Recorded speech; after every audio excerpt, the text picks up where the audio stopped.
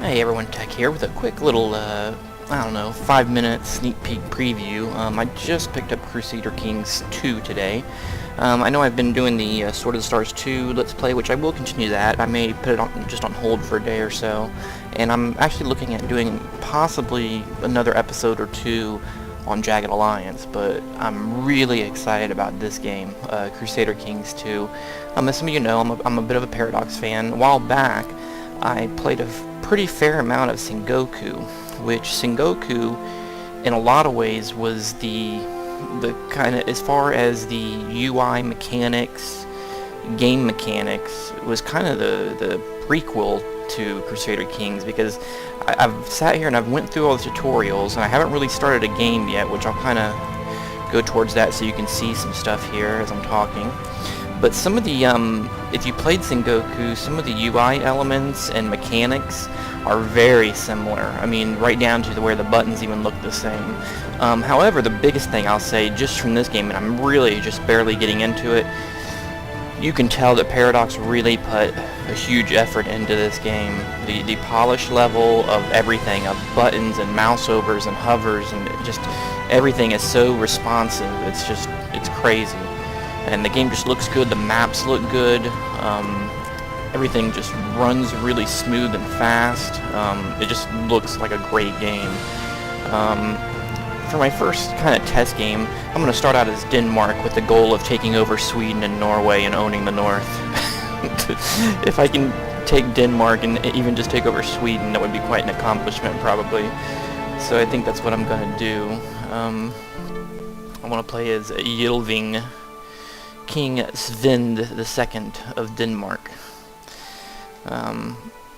But like I said, I'm not gonna really make this a long video here, because basically what I'm gonna do is I'm gonna play this game here and learn from it, kind of go through maybe, you know, a good couple of hours on this campaign and try to learn all the ins and outs of it, and then perhaps do a Let's Play series here very soon on this. I think I would really like to do a Let's Play series on this. I'm really excited about this game. I think it would be really fun and interesting to do.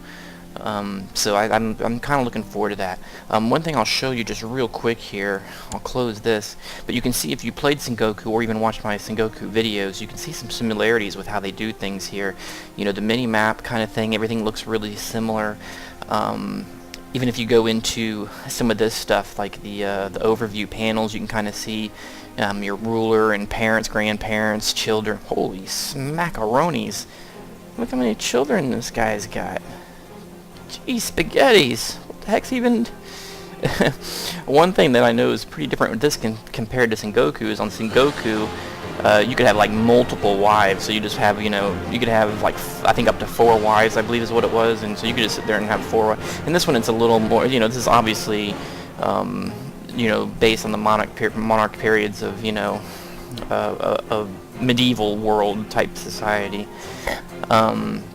But there's a lot of things in here that that are very similar with the way the mechanics work. I mean, they even have a council tab, which this one, just from the little bit I've seen, I love the way this one works. Although you don't get to appoint them at the beginning like you did in Sengoku, which I kind of liked in Sengoku, how you picked your guys at the beginning. This one you just start with some, but I'm sure you can redo some of this. Well, right here it says appoint new chancellor.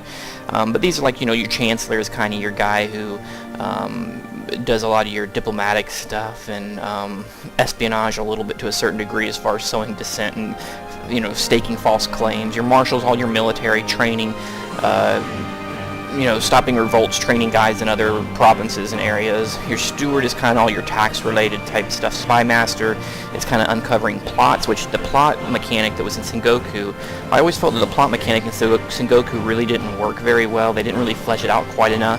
My understanding is in this game, it's much more robust and works the way it's supposed to. I haven't confirmed that yet, but that's kind of what I've been hearing.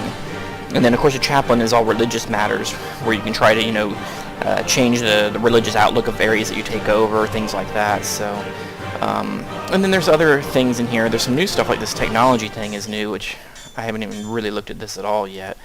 The military thing is pretty neat too, whereas fights, instead of like in Sengoku where you just kind of do your death stacks and move them around, in this game you actually have, in battles, your army actually has three,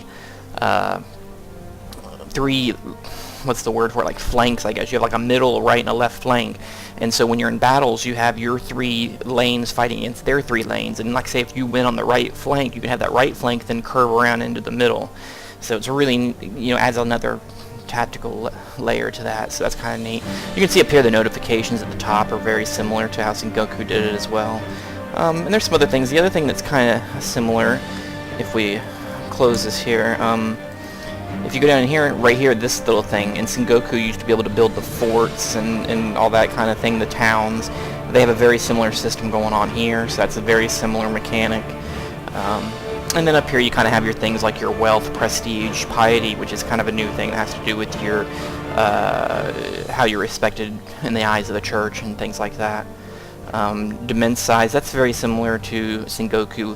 It's basically your king's ability, how many provinces he can be in control of. So if you look right now, I have 1, 2, 3, 4, 5, 6 provinces it looks like, and my guy has control of 5 of them, and I think there's one province, this one here, that's controlled by Svelzig, but then my guy controls the other 5, but he can never control more than 8. So if I do go up here and start taking Sweden over, he's only going to be able to control so many, and then I have to start handing them out to my vassals and children, which of course this guy has no loss of that many children is just killing me. Dude. And other things. But anyway, like I said, I just want to do a real quick video showing that I do have the game. I am going to be diving into it pretty heavy and playing it and learning it. I think me playing Sengoku, it kind of does give me a half a foot up as far as some of these mechanics, the way they are in these menus, the plot menus. This is definitely a little different. But I'm definitely going to do some more videos on this coming up soon, and I just figured I'd put a little teaser video up, and I'll let you know how Denmark does taking Sweden over. Thanks for watching, and I'll have some more videos up soon. Thanks.